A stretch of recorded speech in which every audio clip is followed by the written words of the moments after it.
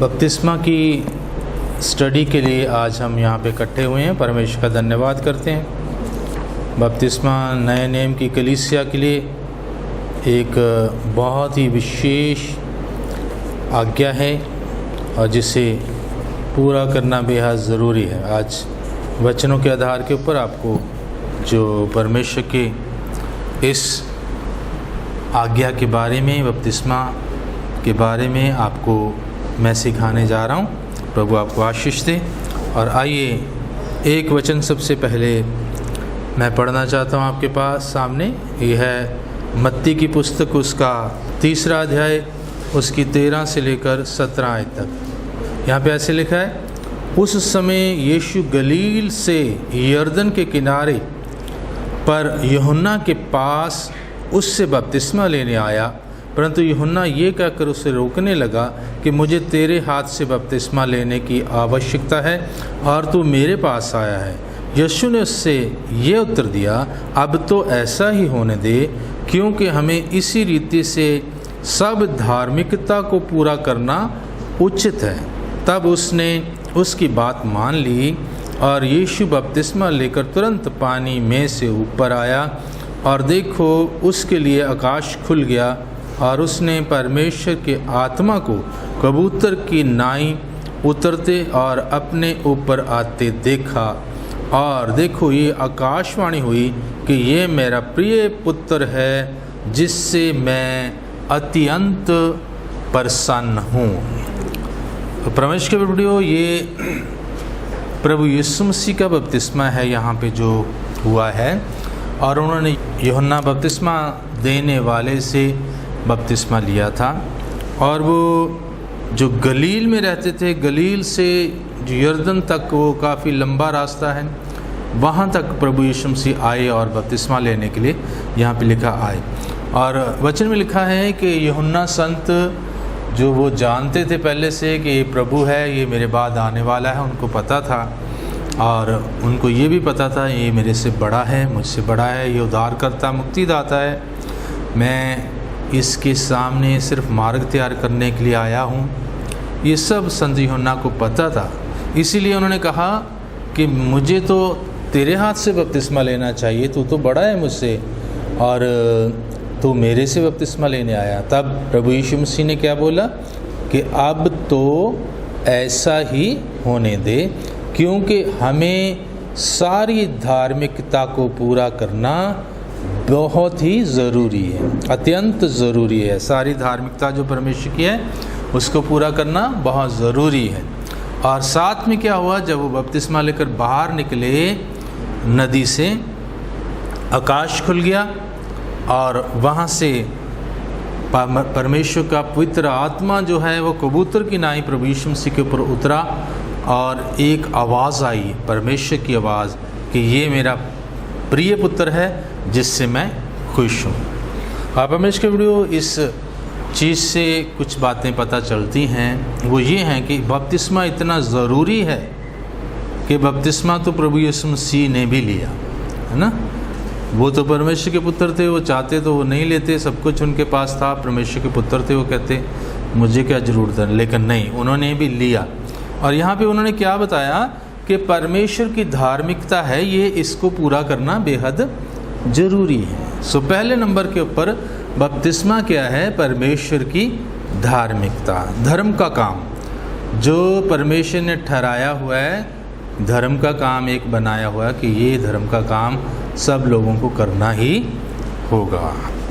हाँ, क्या है, बपतिस्मा लेना एक धर्म का काम है जो प्रभु यीशु मसीह ने भी पूरा किया और साथ में बताया कि ये परमेश्वर का धर्म का काम, जो परमेश्वर की धार्मिकता बनी हुई है, इसको तो हमें पूरा करना ही है और मुझे बपतिस्मा लेना ही है। तब प्रभु ने बपतिस्मा लिया, यूहन्ना ने उनको बपतिस्मा दिया। परमेश्वर की वीडियो, धार्मिकता वो चीज़ होती है जो परमेश्वर ने ठहराई हो, धर्म का काम वो चीज़ होती है, कुछ तो हम खुद करते रहते हैं, लेकिन कुछ चीज़ें परमेश्वर ने ठहराई होती है कि ये तुम्हारे लिए धार्मिकता है, इसको तुमने पूरा करना है।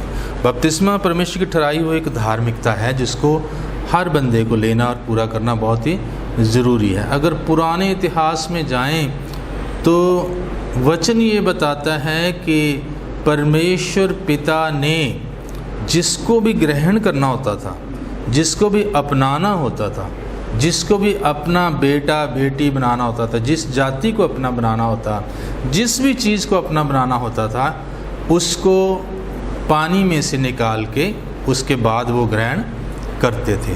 बपतिस्मे का अर्थ भी इसके साथ मैं आपको बता दूं। बपतिस्मे का अर्थ होता है किसी भी चीज़ को, किसी भी वस्तु को, किसी भी जन को पानी में डुबो के बाहर निकालना, उसको बोलते हैं बपतिस्मा। बपतिस्मे का अर्थ क्या है? पानी में डुबोना और बाहर निकालना। या एक होता है पानी में धोना, वो अलग चीज़ है ना। एक ये क्या है? पानी में डुबो के लाना। जैसे अगर मैं कहूँ कि ये पानी में डुबो के ले आओ, ये मेरे आने का, किसी बच्चे को बोलो ये पानी में डुबो के ले आ तो इतिहास में हम देखेंगे कि परमेश्वर पिता ने जिस चीज़ को भी ग्रहण किया उसको पहले पानी में डुबोया और फिर वहाँ से निकाला और उसको फिर अपनाया, फिर उसके ऊपर काम किया, फिर उसको अपना बनाया, फिर उसको सुंदर बनाया, फिर उसको बढ़िया बनाया। सबसे पहले तो हम जब उत्पत्ति की पुस्तक पढ़ते हैं, बाइबल का शुरू, वहाँ पे लिखा हुआ है कि परमेश्वर ने जो धरती बनाई थी वो पानी में डूबी हुई थी और बेडौल थी और गहरा जल ऊपर उसके भरा हुआ था और साथ में अंधकार में वो डूबी हुई थी, है ना। और उसके ऊपर परमेश्वर का आत्मा मंडलाता था। एक दिन फिर परमेश्वर ने क्या किया? वहाँ पे रोशनी की और साथ में जो जल है, ऊपर का जल ऊपर खड़ा कर दिया आकाश का, और पृथ्वी का जल पृथ्वी के अंदर ही बीच में खाली जगह बना दी। अभी भी आकाश में पानी है ना, जो बादल हैं और चीज़ें हैं वहाँ पानी है पूरा, तो धरती का पानी अलग है। और फिर लिखा हुआ है कि परमेश्वर ने धरती को अलग कर दिया और धरती के ऊपर का पानी जो है वो अलग कर दिया, और धरती सूखी धरती बन गई और उपजाऊ बन गई, और जो समुंदर है वहाँ अलग पानी इकट्ठा हो गया। तो क्या हुआ था? पृथ्वी के ऊपर जब काम करना था परमेश्वर ने, पृथ्वी को जब सुंदर बनाना था, अपनाना था, ग्रहण करना था, सबसे पहले क्या किया? पानी में डूबी हुई उस भूमि को बाहर निकाला। पानी, वो धरती का पूरी का बपतिस्मा है, उसको क्या बोलते हैं? पूरी धरती का बपतिस्मा। उसके बाद हम देखते हैं परमेश्वर ने इस धरती के ऊपर सब पेड़ पौधे, जीव जंतु, पहाड़, नदियाँ, तारे आकाशमंडल में, और हर चीज़ जो मनुष्य को बनाया, और बाग अदन, फल फ्रूट, हर चीज़ उसके बाद इस धरती के ऊपर बनाई परमेश्वर ने, और धरती सुंदर हो गई। और परमेश्वर की वीडियो उसके बाद हम देखते हैं काफ़ी लंबा टाइम जो है मनुष्य जाति चलती रही, और फिर लोग बिगड़ना शुरू हो गए, पापी बनना शुरू हो गए, अपराधी हो गए। और उत्पत्ति में ही पता चलता है कि 7वें अध्याय के अंदर परमेश्वर ने भूमि को दोबारा से पानी में डुबो दिया। वो नूह एक परमेश्वर का दास था, नूह नबी, उसके टाइम में इस धरती को दोबारा से पानी में डुबो के बाहर निकाला, और सब तरह की अशुद्धता और सब तरह की जो दुष्ट लोग थे वो परमेश्वर ने क्रोध में आकर सबके सबको नाश कर दिया। और दोबारा से इस भूमि के ऊपर केवल 8 प्राणी जो है बचे थे, जिनसे फिर आगे दुनिया बढ़ना शुरू हुई, और आज के दिन तक वो दुनिया चल रही है। ये नूह नबी के टाइम का बपतिस्मा है। दोबारा धरती का 2 बार बपतिस्मा हुआ। तीसरी बार जो है इस्राएली लोग, जो परमेश्वर की कौम है, वो दूषित हो गए थे। वो एक ऐसे देश में रहते थे जहाँ बहुत अलग तरह से आराधना की जाती थी, अधर्मी लोग थे, पापी लोग थे, जुल्म करने वाले लोग थे। मिस्र के अंदर वो रहे 430 बरस तक प्रभु के चुने हुए लोग जो थे, जो संत अब्राहम को चुना था उसकी कौम आगे बन गई। अब्राहम, इज़ाक, याकूब, याकूब के 12 बेटे हुए, 12 घराने बन गए और लाखों लोग हो गए। वो लाखों लोग एक बार वो गुलाम हो गए थे, अब मिस्र के अंदर वो गुलाम थे। और मिस्र में रहते रहते, बुरे लोगों में रहते रहते, वो सारे ही बुरे स्वभाव के, खुद भी जैसे लोगों में कोई इंसान रहता है वैसा थोड़ा बहुत उसके ऊपर असर होता है, और ज़्यादा टाइम रहे तो काफ़ी ज़्यादा असर उसके ऊपर होता है। सो परमेश्वर के लोग भी मिस्र में रहकर जो बहुत बड़े बड़े जो देवी देवताओं की बड़ी बड़ी तस्वीरें वहाँ मूर्तियाँ पहाड़ों जितनी बनाई जाती थी, और वो सर्प की पूजा करते थे, और वहाँ के राजा के ताज के अंदर भी सांप की फ़ोटो होती थी, और बिल्कुल अन्य जाति लोग थे और परमेश्वर को बिल्कुल जानते नहीं थे, अलग अलग उनके विचार थे। उनके बीच में रह के जाति उनकी दूषित होगी। तब परमेश्वर ने संत मूसा के द्वारा उस पूरी जाति को वहाँ से निकाला और मिस्र से बाहर ले गया।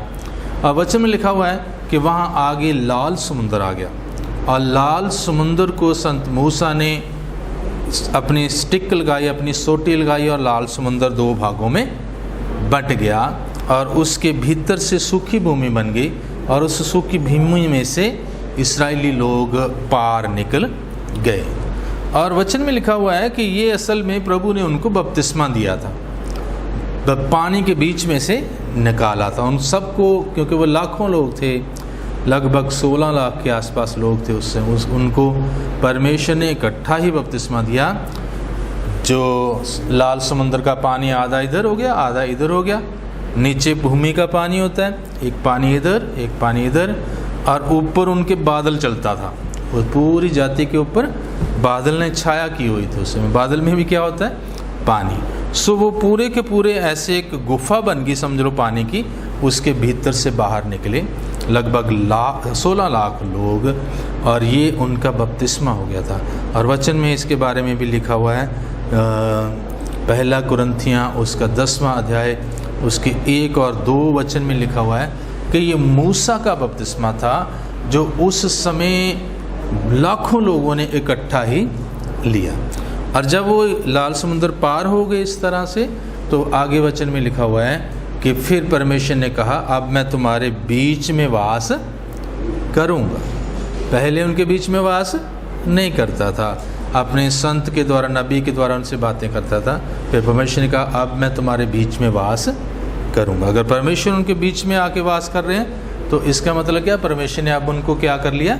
ग्रहण कर लिया है, उनको अपना लिया है, उनको अपना बना लिया है। ये इतिहास की बातें हैं जो बाइबल के इतिहास में लिखी गई हैं कि कभी भी परमेश्वर ने जब तक किसी को पानी में से नहीं निकाला, उसको ग्रहण नहीं किया, उसको अपनाया नहीं। और उसके बाद परमेश्वर ने जो अपना मंदिर जो पुराने समय के अंदर बनवाया था, उसके अंदर भी एक हौदी होती थी, एक बड़ा टैंक होता था, और जल से शुद्धिकरण होता था। जो वहाँ याजक काम करते थे, वो जल से शुद्धिकरण करते थे, फिर परमेश्वर के पास जाते थे। अगर शुद्धिकरण किए बिना कोई चला जाए, तो वो परमेश्वर के सामने मर जाता था। इतना परमेश्वर जो है उनके ऊपर क्रोधित हो जाते थे परमेश्वर को। हालेलुया। सो ये इतिहास की बातें हैं कि परमेश्वर का एक धर्म आरंभ से बनाया है कि जिसको भी उसने ग्रहण करना, उसको क्या करेगा? पहले पानी के बीच में से निकालेगा। एक विधि बनाई हुई है। हम लोग नहाते रहते हैं, लोग नहरों में भी नहाते रहते हैं, डूबते भी रहते हैं, डुबकियाँ लगाते रहते हैं, बहुत कुछ कर रहे हैं, लेकिन वो परमेश्वर की विधि थोड़ी है, वो तो अपनी मनुष्य की विधि है। लेकिन परमेश्वर ने जिस ढंग से करना होता है, उस ढंग से पानी में से एक बार निकलना बहुत ज़रूरी है। तो ये बपतिस्मा वही चीज़ है जिसको प्रभु यीशु मसीह ने भी पूरा किया। प्रभु यीशु मसीह को अच्छे से पता था कि परमेश्वर कभी भी तब तक ग्रहण नहीं करेगा जब तक मैं बपतिस्मा नहीं लूँगा, जब तक पानी के बीच में से नहीं गुजरूँगा, तब तक मुझे ग्रहण नहीं करेंगे। जबकि प्रभु यीशु मसीह उनके बेटे थे, बपतिस्मा लेके जब बाहर आए, तब आवाज़ आई, ये मेरा प्यारा बेटा है। उससे पहले पैदा हुए प्रभु, बड़े हुए, जवान हुए, कभी भी कोई आवाज़ ऊपर से नहीं आई थी कि ये मेरा प्यारा बेटा। बेटा कब बोला उनको? जब बपतिस्मा ले लिया, तब उनको क्या बोला? बेटा बोला। सो परमेश्वर के वीडियो, जो परमेश्वर उस जन को उस समय बेटा या बेटी बना, अपनी संतान बना लेते हैं जब वो उसकी इस आज्ञा को पूरा करता है। सो पहली बात मैंने आपको बताई कि ये परमेश्वर की धार्मिकता है बपतिस्मा लेना, इसको तो पूरा करना ही। धार्मिकता धार्मिकता का मतलब क्या है? परमेश्वर ने ये धर्म बनाया, ये तुमने करना है। तो जब उन्होंने बना दिया फिर उसके बाद दूसरा कोई सवाल ही पैदा नहीं होता, क्योंकि जब तक कोई जन बपतिस्मा नहीं लेगा तब तक वो उसका बेटा या बेटी, उसकी संतान नहीं बनेगा। अब संतान के लिए अलग तरह की फैसिलिटीज़ होती हैं। कोई आम बंदा हो तो उसके लिए अलग तरह की फैसिलिटी है। आपके बच्चे हैं, आपकी संतान है, उसके लिए हर फैसिलिटी है। वो फैसिलिटी आप किसी और को दे दोगे? अपने बच्चे के किसी मित्र को, सहेली को वो सेम फैसिलिटी नहीं दे सकते ना, नहीं मिलेगी। थोड़ी बहुत ही मिल जाएगी, लेकिन वो फैसिलिटी जो अपने बच्चों को इंसान देता है वो कभी भी नहीं मिलेगी। सो बपतिस्मा लेने के द्वारा हम उसकी धार्मिकता को पूरा करते हैं और उसके बेटे बेटियां बनते हैं। सो पहली बात क्या थी? धार्मिकता। और दूसरी बात बपतिस्मा क्यों लेना होता है? यह है प्रभु यीशु मसीह की आज्ञा। प्रभु यीशु मसीह ने आज्ञा दी। मत्ती की पुस्तक उसका अध्याय 28 उसका 18 वचन अगर हम पढ़ें तो वहाँ पे पता चलता है कि प्रभु यीशु मसीह ने एक बड़ी आज्ञा दी। पढ़ो वो मत्ती की पुस्तक, उसका लास्ट अध्याय है, मत्ती की लास्ट अध्याय में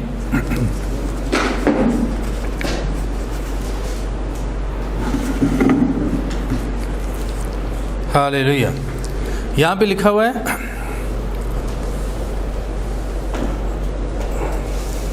28:18। यीशु ने उनके पास आकर कहा कि स्वर्ग और पृथ्वी का सारा अधिकार मुझे दिया गया है, इसलिए तुम जाकर सब जातियों को, लोगों को चेला बनाओ और उन्हें पिता, पुत्र, पवित्र आत्मा के नाम में बपतिस्मा दो। ये किसने आज्ञा दी? प्रभु यीशु मसीह ने अपने चेलों को आज्ञा दी कि तुम जाओ पृथ्वी के ऊपर, वचन सुनाओ और जो कोई भी विश्वास करता है उसको क्या करना है? बपतिस्मा देना। ये आज्ञा दे दी। सो प्रभु यीशु मसीह की आज्ञा है। दूसरे नंबर के ऊपर क्या है? प्रभु यीशु मसीह की आज्ञा है कि तुम्हें बपतिस्मा लेना है। पहले विश्वास करना है, फिर बपतिस्मा लेना है। तो प्रभु यीशु मसीह की आज्ञा माननी बनती है या नहीं? माननी चाहिए कि नहीं? जब उन्होंने कहा है बपतिस्मा लेना है, आज्ञा उन्होंने दे दी, तो माननी है। सबसे पहले पिता परमेश्वर ने धर्म बनाया कि बपतिस्मा लेना है। दूसरे नंबर के ऊपर प्रभु यीशु मसीह ने आज्ञा दे दी कि बपतिस्मा लेना ज़रूरी है। हालेलुया। और परमेश्वर के तीसरे नंबर के ऊपर क्या है कि बपतिस्मा लेने का सबसे एक बड़ा लाभ ये है कि जो मनुष्य ने पाप किए होते हैं या जो शराब उसके साथ पीछे से आ रहे हैं, पीढ़ियों से शराब भी आते हैं और ख़ुद भी इंसान पाप करता है, कई तरीके से होता है। जैसे एक दिन मैंने बताया था, सोच विचार के द्वारा, बोलने के द्वारा और क्रिया के द्वारा, काम करने के द्वारा, और या धर्म के काम पूरे ना करने के द्वारा। ये 4 बातें मैंने बताई थी। उसके द्वारा पाप होता है और वो पाप जब तक क्षमा ना हो तब तक कोई भी जन स्वर्ग के राज में प्रवेश नहीं हो सकता है। हालेलुया। क्या बता रहा हूँ मैं कि क्षमा प्राप्त करने के लिए बपतिस्मा लेना है। परमेश्वर के वचन में लिखा हुआ है, प्रेरितों के काम उसका 2 अध्याय उसके 38 वचन में ये लिखा हुआ है कि हमें अपने अपने पापों की क्षमा के लिए बपतिस्मा लेना होता है। बपतिस्मा इसलिए है कि पाप माफ़ कर दिए जाएं। वचन लिखा है 38 अध्याय 2 की 38 पढ़ रहा हूँ, प्रेरितों के काम में। यहाँ पे लिखा है, पतरस ने उनसे कहा, मन फिराओ और तुम में से हर एक अपने अपने पापों की माफ़ी के लिए प्रभु यीशु मसीह के नाम से बपतिस्मा ले और तुम पवित्र आत्मा का दान पाओगे। हालेलुया। परमेश्वर, जब तक कोई इंसान बपतिस्मा नहीं लेता उसके पाप क्षमा नहीं होते, और जिसके जीवन में पाप है वो परमेश्वर से लाभ प्राप्त नहीं कर सकता, परमेश्वर से आशीषें प्राप्त नहीं कर सकता। साधारण आशीषें दुनिया में जैसे चलती, दुनिया में कुछ चीज़ें परमेश्वर ने सबके लिए रखी हैं। कोई उसको माने या ना माने, पापी हो, दुष्ट हो, जो भी हो, वो सब लोगों के लिए कुछ चीज़ें रखी है कि इस धरती के ऊपर हर इंसान आके जो कुछ ना कुछ उसको खाना मिलेगा, रोटी मिलेगी। जैसे जानवरों को भी रोटी देता है, जानवर कुछ भी नहीं करते लेकिन फिर भी उनको क्या मिलती है? रोटी। ऐसे मनुष्य के लिए भी उसने सोच रखा कि इन सब का मैं पेट भरूंगा, और वो भरता है। साथ में उनकी संतानें होती हैं और एक दिन वो जो इस धरती से चले जाते हैं। सब के लिए ये बराबर की चीज़ें। लेकिन परमेश्वर के वीडियो जो पापों की माफ़ी को प्राप्त नहीं करते हैं वो लोग जो हैं परमेश्वर के स्वर्ग के राज में जा नहीं सकते।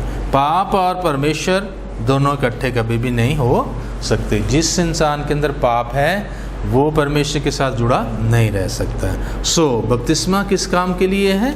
क्या करता है? सबसे बड़ी हमारे जीवन में बात, पाप माफ, क्षमा हो जाते हैं। दुनिया में कोई भी और जो ऐसी क्रिया नहीं है जिसके द्वारा पाप माफ हो जाएं।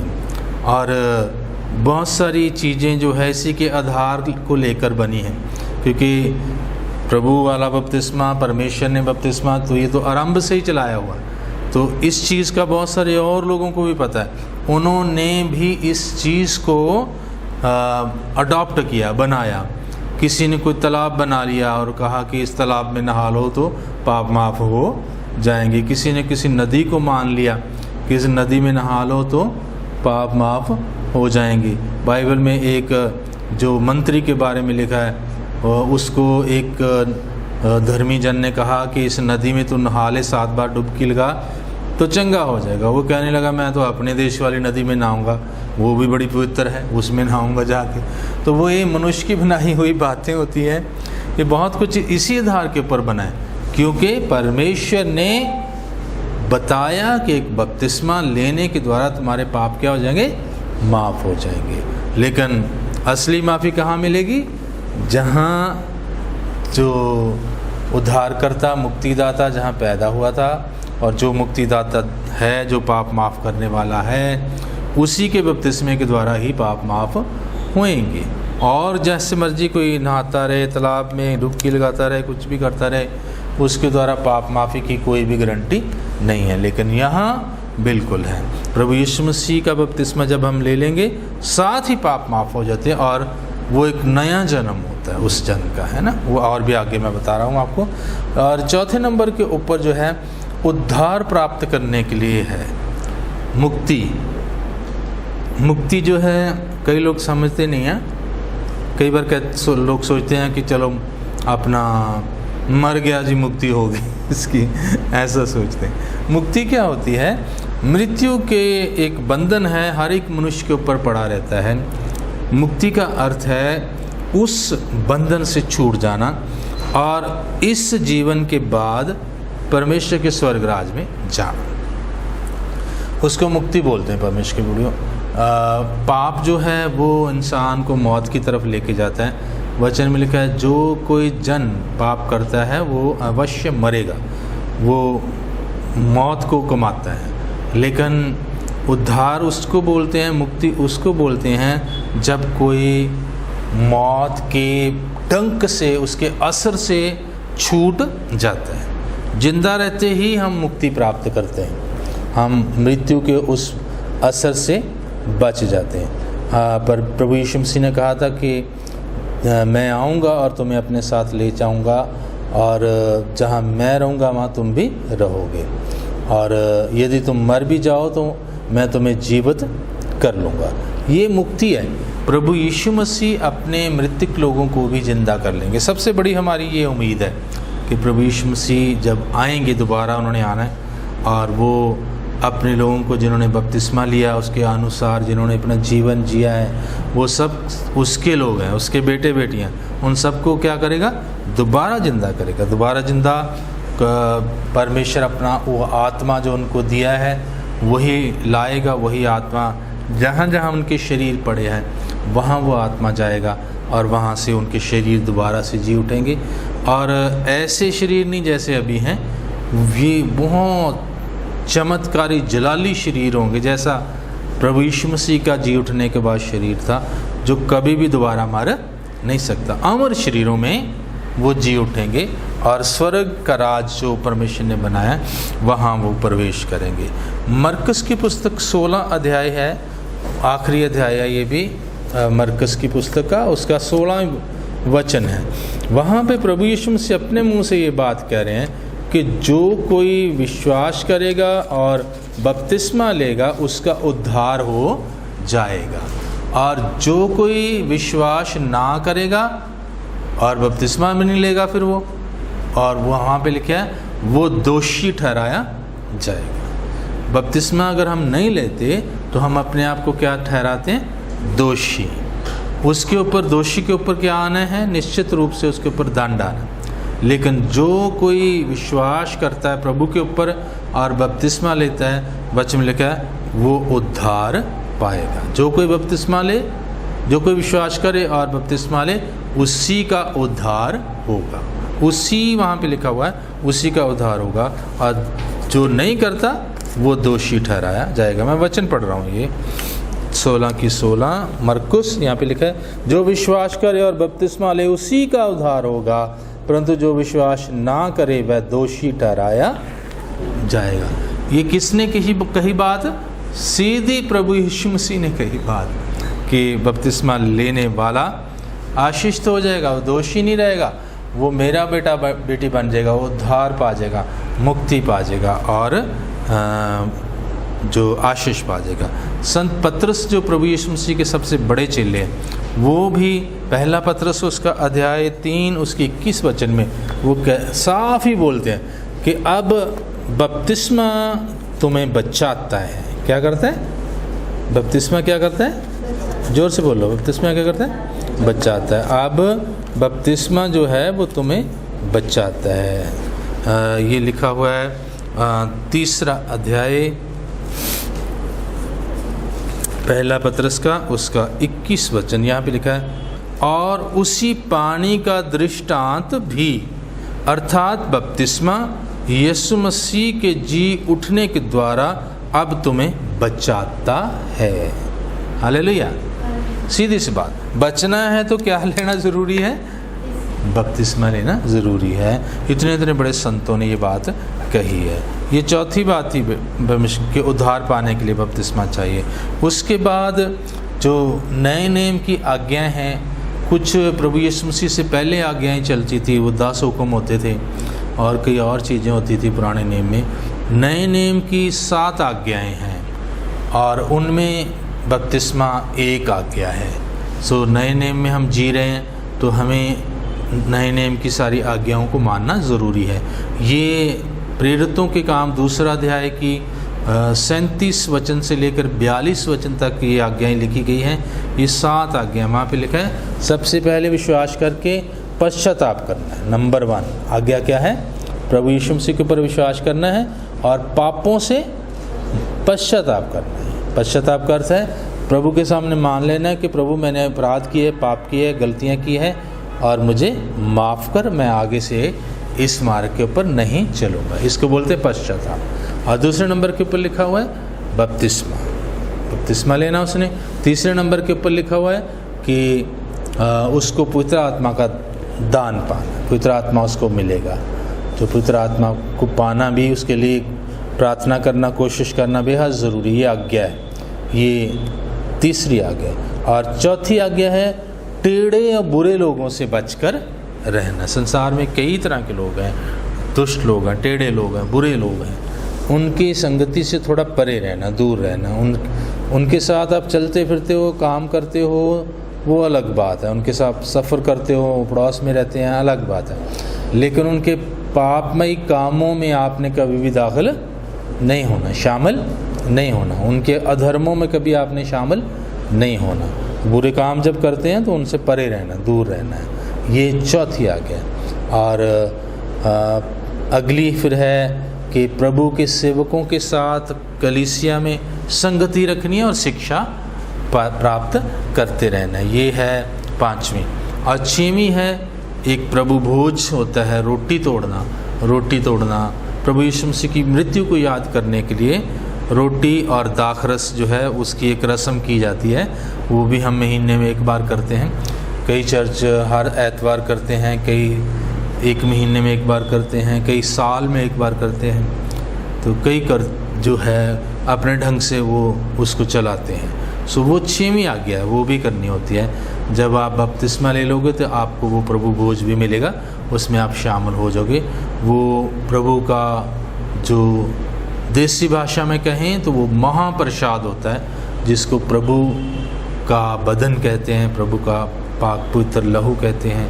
और उसको खाने और उसको पीने के द्वारा दाखरस और रोटी होती है, अंगूर का रस और रोटी होती है, उसको ब्लेस किया जाता है, आशीष किया जाता है, और उसको अब सब मेंबर्स चेले जो है प्रभु के बेटे बेटियां उसमें बांटा जाता है। उसके द्वारा कलीसिया को आशीष मिलती है, बरकत मिलती है, पवित्रता मिलती है, प्रभु का पवित्र बल उनको मिलता है, और वो सुरक्षित होते अपने जीवन में हो जाते हैं और आगे बढ़ते हैं। हालेलुया।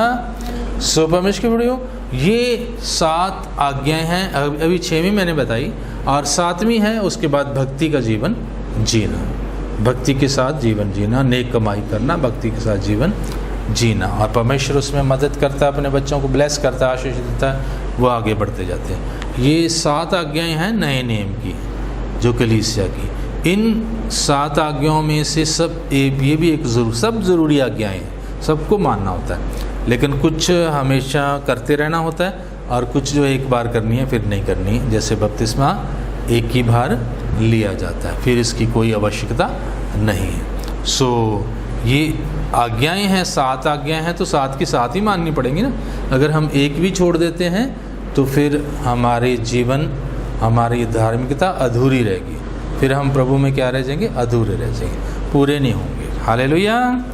सो ये नए नियम की आज्ञाओं में से एक बहुत ज़रूरी आज्ञा है, इसको मानना बेहद ज़रूरी है। फिर एक और चीज़ जो है बपतिस्मे को लेने का एक और बहुत बड़ा कारण है, प्रभु यीशु मसीह ने अपना प्राण दिया हमारे लिए, और वो मौत किसके लिए उन्होंने उठाई, हमारे लिए।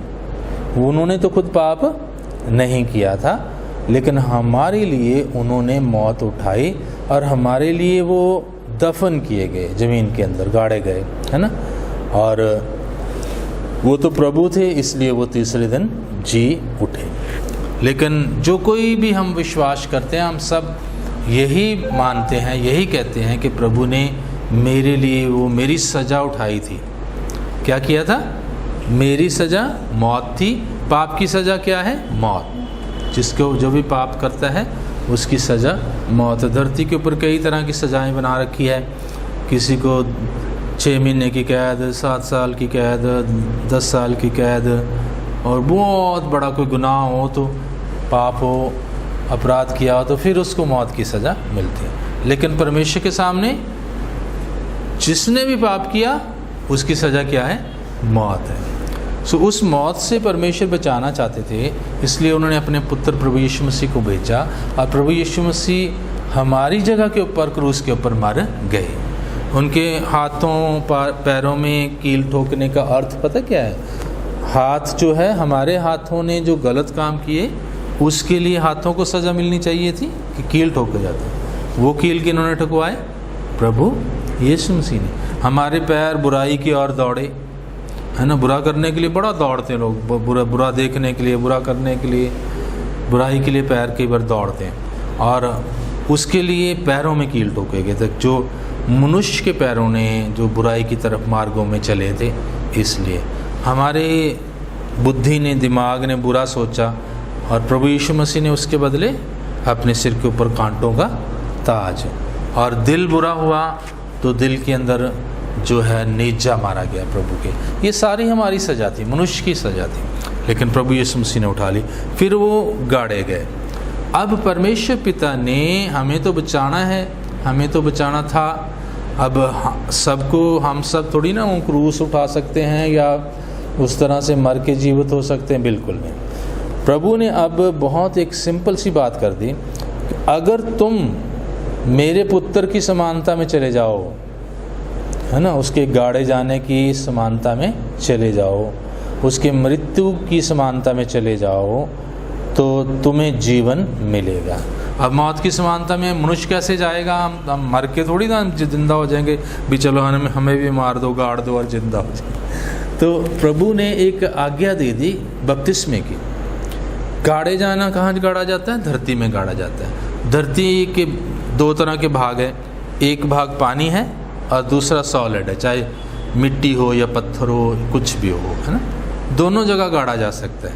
मिट्टी में गाड़ना तो मृत्यु को होना पड़ेगा, लेकिन प्रभु ने हमारे लिए एक आसान काम कर दिया कि जितने भी मेरे पुत्र के ऊपर विश्वास करते हैं, प्रभु यीशु मसीह के ऊपर विश्वास करते हैं, उनको पानी में गाड़ दो। वो भी कितनी देर के लिए?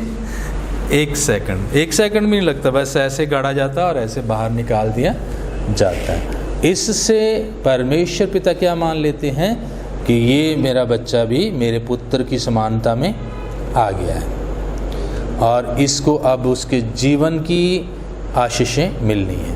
अब प्रभु यीशु मसीह जी उठ के कहाँ चले गए? स्वर्ग में। परमेश्वर के दाहिने हाथ सिंहासन उनका, परमेश्वर के दाहिने हाथ बैठे हैं। सो ये इतना आसान कर दिया। और बपतिस्मे को एक चीज़ वचन में लिखा हुआ है, बपतिस्मे का अर्थ लिखा हुआ है एक जगह कि बपतिस्मे का अर्थ है मसीह में दफन होना, गाड़े जाना। लेकिन कोई मुश्किल गाड़ा जाना नहीं है, ये बड़ा आराम से पानी के अंदर गाड़े गए, बस 1 सेकंड में बाहर आ गए। और वो क्या मान लिया परमेश्वर ने उसको क्या कह दिया कि ये मेरे पुत्र की मौत के साथ शामिल हो गया, ये भी, है ना। अब जब दुखी घर जो है, जहाँ कोई दुख की बात हो, वहाँ हम लोग जाके क्या, हम भी दुखी होते हैं उनके साथ, है ना। खुशी वाला कोई घर हो तो वहाँ जाके हम खुशी होते हैं। तो प्रभु यीशु मसीह की मृत्यु के साथ हम वो पत्थरों में गाड़े गए, लेकिन हम लोग कहाँ गाड़े जाते हैं? पानी में गाड़े जाते हैं। और वचन में लिखा हुआ है कि जो कोई मेरे पुत्र की समानता, मौत की समानता में चला जाएगा, उसके जीवन की समानता भी उसको मिलेगी। जब तक कोई उसकी मौत की समानता में नहीं जाता, तब तक उसको जीवन की समानता नहीं मिलेगी। जीवन की समानता में क्या है?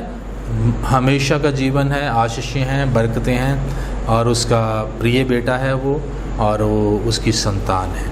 हालेलुया। ये वचन लिखा गया है रोमियो की पुस्तक उसके 6वें अध्याय में, जो बहुत ही बढ़िया वचन है। ये सबसे ज़रूरी वचन है कि बपतिस्मे के द्वारा हम प्रभु यीशु मसीह के द्वारा दफन हो जाते हैं। जब हम पश्चाताप करते हैं, समझ लो हम पाप के लिए मर जाते हैं, है ना। हम वैसे ही जिंदा रहते हैं, लेकिन पाप के लिए क्या हो जाते हैं? मर जाते हैं। पहले पश्चाताप करना होता है, प्रभु से माफ़ी मांगनी होती है, उस माफ़ी मांगने के द्वारा हम मर जाते हैं पाप के लिए। हमारा शरीर जीवित रहता है, हम जिंदा रहते हैं, लेकिन पाप के लिए हम मर जाते हैं। और वो पापी शरीर जो गाड़ा जाना चाहिए, और गाड़ा किस में जाएगा? पानी में, 1 सेकंड के लिए, और उसी से जीवन पा जाएंगे। यहाँ पे वचन में लिखा है, मैं आपके लिए पढ़ना चाहता हूँ। 3 वचन से पढ़ रहा हूँ। क्या तुम नहीं जानते कि हम जितनों ने मसीह यीशु का बपतिस्मा लिया तो उसकी मौत का बपतिस्मा लिया है? बपतिस्मा लेने का अर्थ क्या है? प्रभु की मौत में शामिल होना। उस मृत्यु का बपतिस्मा पाने से हम उसके साथ गाड़े गए, ताकि जैसे मसीह पिता की महिमा के द्वारा मरे हुओं में से जलाया गया, वैसे ही हम भी नए जीवन की चाल चलें। क्योंकि यदि हम उसकी मृत्यु की समानता में उसके साथ जुट गए हैं, तो निश्चय उसके जी उठने की समानता में भी जुट जाएंगे। परमेश्वर के यहाँ पे साफ लिखा हुआ है कि उसकी मौत की समानता पाने के द्वारा हम उसके जीवन की समानता भी पाएंगे। जो उसकी आशीषें हैं, उसकी बरकतें हैं, उसका पवित्र जीवन है, उसका बलशाली जीवन है, उस सारे जीवन को हम प्राप्त करते हैं। उसके बाद बपतिस्मा लेने के बाद इन सब चीज़ों को हम आशीषित हो जाते हैं। और अगली चीज़ है कि पिता की संतान तब बनता है इंसान जब वो बपतिस्मा ले लेता है। परमेश्वर के वचन में लिखा हुआ है कि जितनों ने प्रभु यीशु मसीह को ग्रहण किया, वो परमेश्वर की संतान बन जाते हैं। कैसे संतान बनेंगे? यदि हम प्रभु यीशु मसीह को विश्वास करके ग्रहण करेंगे। तो ग्रहण करने के लिए क्या जरूरी है? उसके ऊपर विश्वास करना और उसका बपतिस्मा लेना। जब किसी इंसान ने उसको ग्रहण कर लिया, उसी समय वो किसकी संतान बन जाएगा? परमेश्वर पिता की संतान। और जो परमेश्वर पिता की संतान बन जाता है, फिर जिसका बाप परमेश्वर बन गया, जिसका पिता परमेश्वर बन गया, उसको बताओ फिर किस बात की कमी हो सकती है? उसके ऊपर उसी दिन सुरक्षा लग जाती है, स्वर्गदूतों की सुरक्षा उसी दिन उनके ऊपर लग जाती है। उसी दिन उसके लिए योजनाएं स्वर्ग से बननी शुरू हो जाती हैं। अब बहुत सारे लोग जो हैं जैसे ही वो प्रभु में चलते हैं, उनका चमत्कारी ढंग से जीवन चेंज होता है और वो आगे बढ़ना शुरू हो जाते हैं। और बहुत सारे लोग हैरान होते हैं और वो कहते हैं इनको पैसे मिले हैं चर्च से, है ना, और पैसे से ये आगे बढ़ रहे हैं, है ना। तो हमारे भी कई लोगों को ऐसे वो बोलते हैं, तो वो कह देते हैं हाँ हमें तो पैसे क्या बहुत कुछ मिला है हमें तो, और अभी भी मिल रहा है। और वो बता देते हैं उनको कि तब तो जब हम उसकी संतान नहीं बने थे, तब तो हम महीने का 1000 रुपया भी नहीं कमाते थे, 2000 भी नहीं कमाते थे, अब सब कुछ हमें मिल रहा है।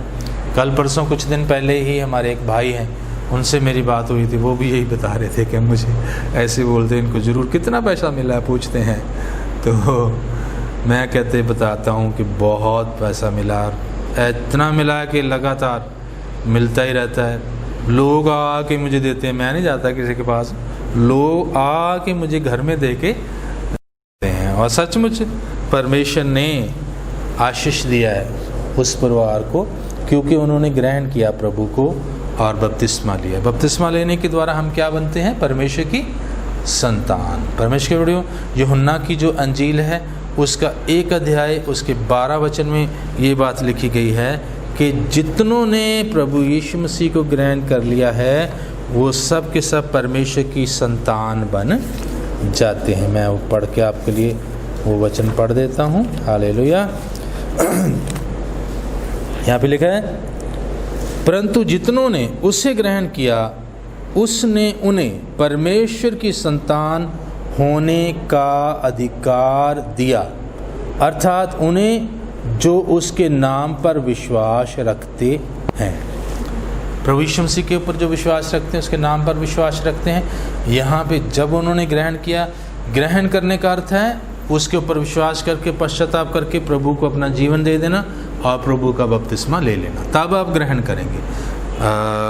उस दिन वो परमेश्वर की संतान बन जाते हैं। और एक जगह लिखा हुआ आगे, क्योंकि हमने प्रभु को ग्रहण किया है और इसलिए परमेश्वर हमारा पिता है और हम उसे हे पिता कह सकते हैं। किसी के पिता को कोई पिता थोड़ी ना कह सकता है।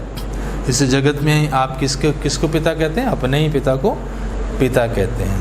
और जो जितने भी लोग हैं, जितने भी धरती के ऊपर इंसान हैं, जब तक वो उसके बच्चे बनते नहीं तब तक पिता कहने का उनको अधिकार नहीं है। और कहते भी नहीं हैं लोग। परमेश्वर पिता को कोई पिता कहने वाला जो है हम ही लोग हैं, क्योंकि हमें पता है कि प्रभु यीशु मसीह के ऊपर विश्वास करने के द्वारा परमेश्वर पिता अब हमारा पिता बन गया है।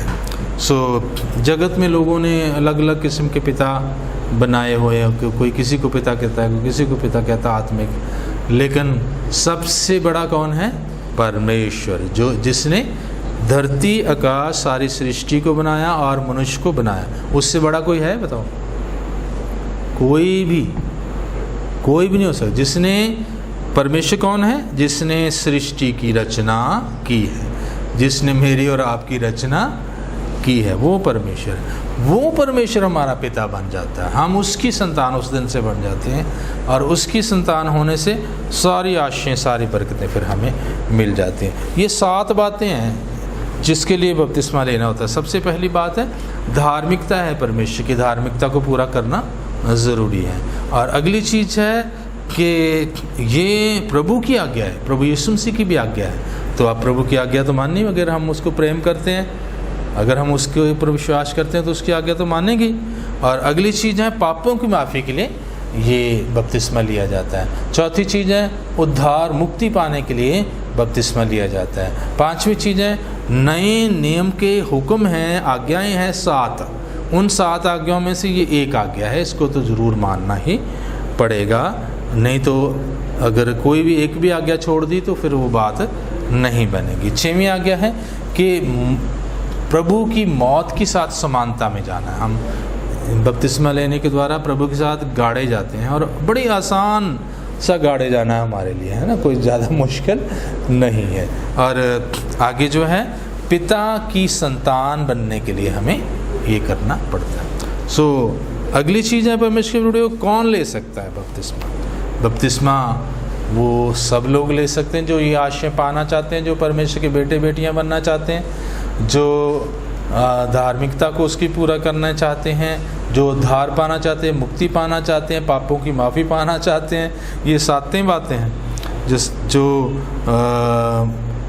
प्रभु की संतान बनकर इस धरती के ऊपर आशीषित जीवन जीना चाहते हैं, उन सबको तो फिर लेना ही पड़ेगा। और विश्वास करने वाले, सबसे पहले विश्वास बहुत ज़रूरी है। विश्वास करके पश्चाताप करके बपतिस्मा लेना, और अपनी सूझबूझ के साथ बपतिस्मा लेना, और अपनी इच्छा से अपने जीवन को प्रभु के हाथ में करना, अपने आप को प्रभु के लिए सौंपना। ये काम इंडिविजुअल अकेले को आपको करना पड़ता है, इसके लिए कोई और नहीं कर पाएगा। जैसे बेटे के लिए पिता नहीं कर पाएगा, पिता के लिए बच्चा नहीं कर पाएगा, पति के लिए पत्नी नहीं कर पाएगी। ये काम ये खुद ही करना पड़ेगा। विश्वास कौन करेगा? खुद ही करना, और खुद ही अपना जीवन सौंपना, और परमेश्वर से माफ़ी मांगनी पुराने जीवन की, और नया जीवन पाना, और परमेश्वर का बेटा और बेटी बन जाना। हाँ, परमेश्वर की वीडियो एक और सवाल होता है बहुत सारे लोगों का कि मैंने बपतिस्मा बचपन में लिया है, अब दोबारा क्या ले सकता हूँ या नहीं ले सकता? बचपन में बपतिस्मा नहीं होता। प्रभु यीशु मसीह ने बपतिस्मा बच्चों को नहीं दिया कभी भी, और बच्चे जब उनके पास आते थे उनको वो ब्लेस करते थे, हाथ रखते थे उनके ऊपर, उनको ब्लेस करते थे। जब बड़े आते थे तो बड़े जो समझदार हैं, जिनको भले बुरे का पता है, वो इंसान बपतिस्मा ले सकता है। जिसको पाप पुण्य का पता है, धर्म अधर्म का पता है, उसने बपतिस्मा लेना होता है, और वो अपनी मर्जी से प्रभु को अर्पण करता अपने आप के, कि प्रभु मैं अपना जीवन अब तुम्हें अर्पण कर रहा हूँ, मैं तेरी संतान बनना चाहता हूँ, और मैं तेरे साथ चलना चाहता हूँ। तो वो सब लोग आ सकते हैं। हाँ, अगर किसी का बपतिस्मा गलत हुआ हो, कई तरीके से लोग बपतिस्मे करते हैं, गलत बपतिस्मे करते हैं। जैसे मैंने आपको बताया कि बपतिस्मा भूमि में गाड़े जाने की विधि है ना। भूमि में कैसे गाड़ा जाएगा? अगर मृतक मर जाते हैं, दो तरह से मुर्दों को ठिकाने लगाया जाता है, एक जला के, एक दबा के। तो दबाने की विधि क्या होती है? कैसे डालते हैं उसको? ये मान लो ये व्यक्ति है, ये उसका मुंह है ना, उसको ऐसे डालते हैं वो भूमि में, या ऐसा सीधा खड़ा करते हैं, फिर मिट्टी डालते हैं। कैसे करते हैं? ये मुंह है उसका, ये टांगें उसकी, ऐसे करते हैं, है ना। इस तरह से एक खड्डे में उसको डाल के उसके बाद ऊपर मिट्टी डाल दी। ये गाड़े जाने की विधि है। पानी में भी जब बपतिस्मा दिया जाता है तो पानी में इस तरह से व्यक्ति को खड़ा किया जाता है, और उसको एक पीछे को एक बार ऐसे फ्लैट करके ऐसे उठा दिया जाता है। ये बपतिस्मे की असली विधि है, सही विधि है। बहुत सारे लोग जो हैं वो आगे को ऐसे डुबो के ऐसे निकाल लेते हैं, तो वो गाड़े के आने की विधि हुई क्या? मृतक कैसे गाड़ा जाता है उस तरह से पानी में जाना है ना। तो बहुत सारे इस तरह के मूर्ख लोग हैं जिनको बपतिस्मा देना नहीं आया अभी तक, और समझे नहीं बपतिस्मे के बारे में। वो बपतिस्मे सारे गलत हैं। कई कहेंगे ऐसा एक बार नीचे बैठ जा और फिर खड़ा हो जाए, ये मृतक है, इसको पानी, ये पानी है, पानी का लेवल है, इसको कहा नीचे चल और ऐसे फटाफट ऊपर आ जाए। ऐसे मृतक करते हैं क्या? नहीं, है ना। और मृतक को तो कोई जन खुद कुछ नहीं कर सकता। मृतक खुद ही कहता है भी चलो मैं खड्डे में जाता हूँ और आप मिट्टी डालो। नहीं, मृतक का मतलब है वो कुछ भी नहीं करता है और उसके साथ एक सहयोगी है, वो उसको गाड़ेगा। सो परमेश्वर बहुत सारे लोग जो हैं गलत बपतिस्मे देते हैं, और कुछ लोग जो हैं वो पानी का गिलास लेते हैं ऐसे और उसमें उंगली डाल के ऐसे ऐसे उसके माथे के ऊपर क्रूस बना देते हैं, और या ऐसे करके उसके सिर के ऊपर पानी लगा देते हैं, कहते हैं बपतिस्मा हो गया तेरा। परमेश्वर वो सारी विधियां गलत हैं। बपतिस्मा लेने की विधि एक ही है और वो ही कारगर है वही होनी चाहिए, वही है कि एक इंसान को मृत्यु का बपतिस्मा देना है, मृत्यु की दशा में उसको गाड़ना है, और 1 सेकंड के लिए वो होता है और ऐसे बाहर आ जाते हैं। मैं हज़ारों लोगों को बपतिस्मा दे चुका हूँ, और नदियों में, तालाबों में, तेज चलते पानी में, और कोई भी कभी हर्ट नहीं हुआ। बपतिस्मे से कभी डरना नहीं आपने, है ना। किसी को भी कोई भी तकलीफ़ नहीं हुई, कोई भी बह नहीं गया, कोई भी डूब नहीं गया, किसी का भी सांस नहीं रुका, सब के सब आशीष पा गए, बरकत पा गए, और प्रभु की बेटे बेटियां बन के जो जीवन जी रहे हैं और बहुत सारे सेवकाई कर रहे हैं। परमेश्वर के बेटियों, जो बपतिस्मों के बारे में कई एक तरह के बपतिस्मे बाइबल में लिखे गए हैं। जैसे यूहन्ना संत ने, जिन्होंने प्रभु यीशु मसीह को बपतिस्मा दिया था, वो जो है मन फिराव का बपतिस्मा देते थे। वो कहते थे, आओ भाई पाप से मन फिरा लो और आगे से पाप नहीं, अब बपतिस्मा ले लो और आगे से पाप नहीं करना है। उसको बोलते थे मन फिराव का बपतिस्मा।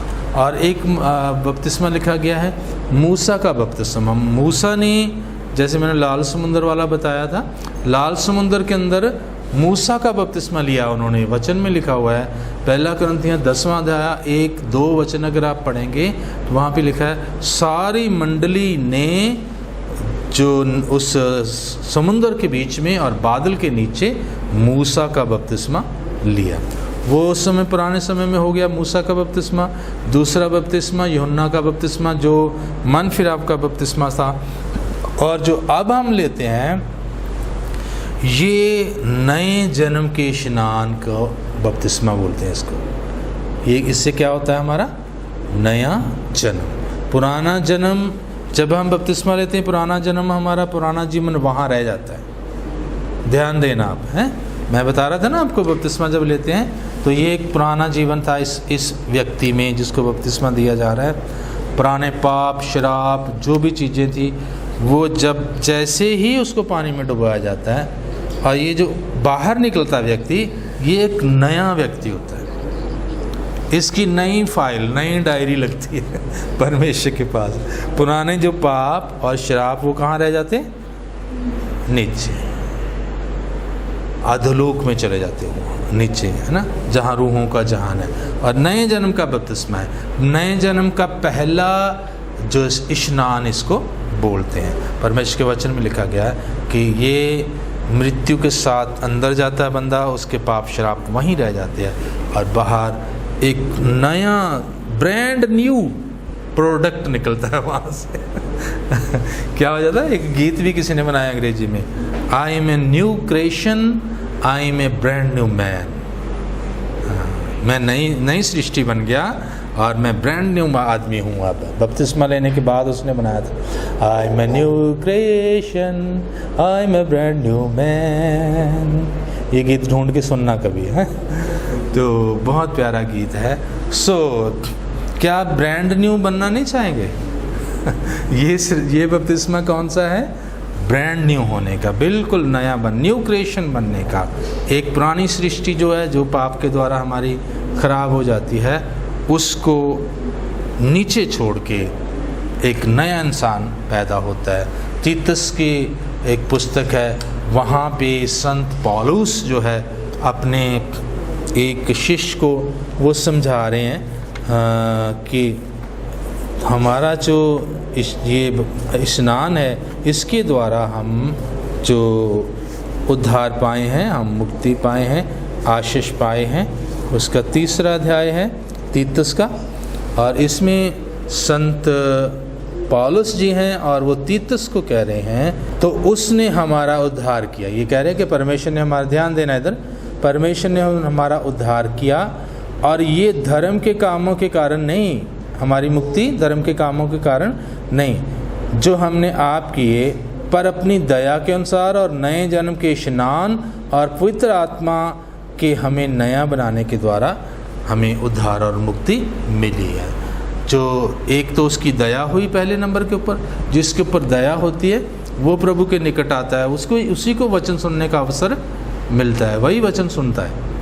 एक चीज़ मैं आपको बताऊं, आप वचन अगर आज सुन रहे हैं तो ये बड़ी कृपा है परमेश्वर की। बहुत सारे लोग थे जिन्होंने बपतिस्मे के लिए नाम दिए थे, आधे आए हैं आज, पता है, हाँ, उन सबको पता है। कारण क्या है, ये बड़ी कृपा होती है। जिसके ऊपर परमेश्वर की कृपा होती है, दया हो जाती है, उसको परमेश्वर लेके आता है और उसको वचन सुनाता है, उसके ऊपर सारी बातें खोलता है और उसको तैयार भी करता है, और फिर वो नए जन्म का स्नान करता है जिसको बपतिस्मा बोलते हैं। फिर पवित्र आत्मा आकर उसके जीवन को नया बना देता है, उसको बल मिलता है। पवित्र आत्मा जो है उस व्यक्ति को बिल्कुल प्राप्त नहीं होता जब तक कोई प्रभु में बपतिस्मा लेने के लिए तैयार ना हो या ना लिया हो।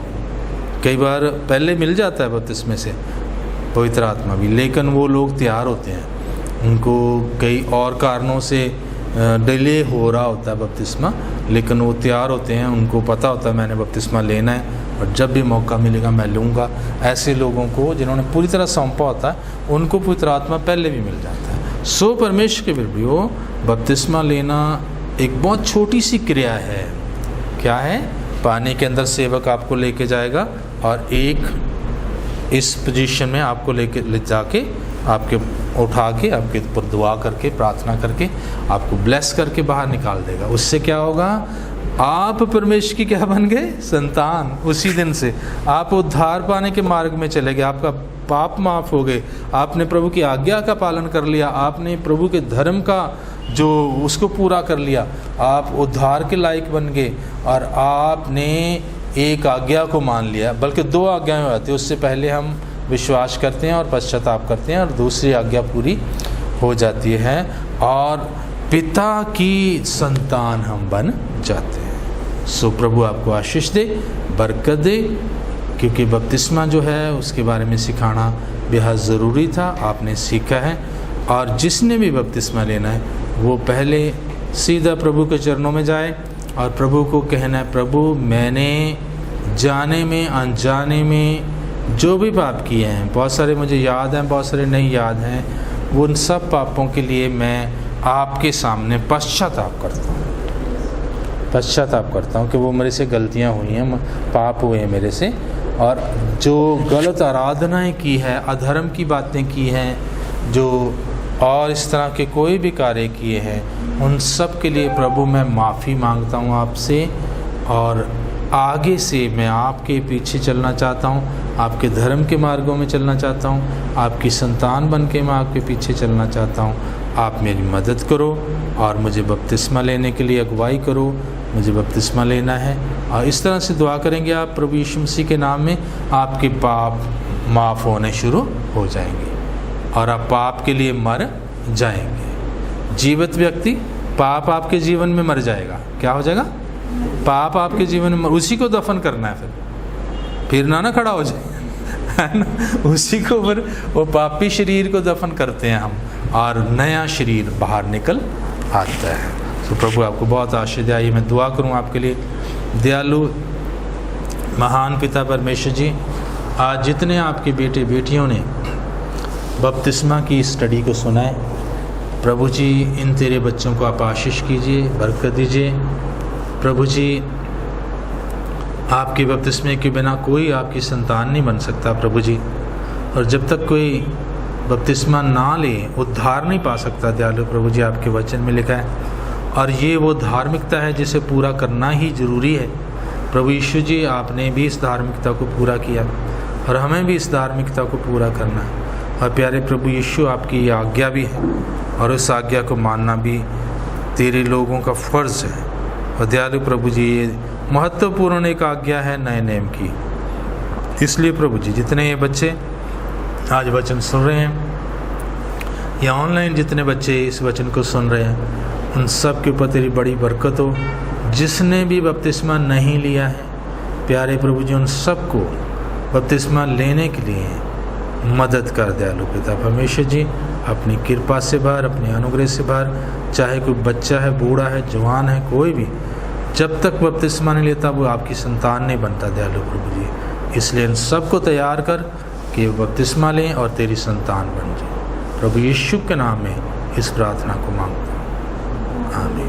प्रभु आपको बहुत आशीष और बरकत दे। खुश रहिए, आनंदित रहिए। और